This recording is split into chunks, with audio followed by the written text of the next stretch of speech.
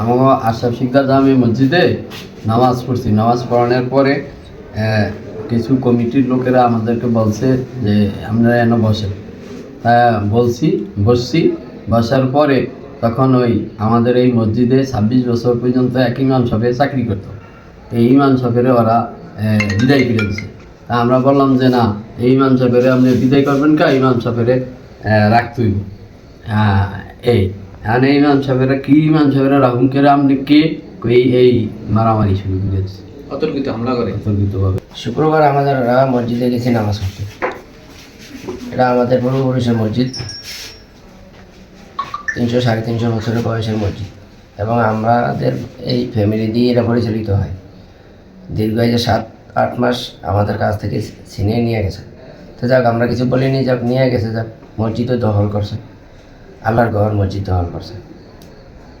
আমাদের একজন ইমাম 26 বছর চাকরি করে, তারও নামে দিছে। পরে বলল যে আমার অপরাধটা কি, আমার যে নামাইলে, এই কথাটুকু আজকে আমি জুমার সময় শামসুদ্দিন যে গাওয়াত দিছে, তাকে গাওয়াত দিছে কি তার নাম বলেন?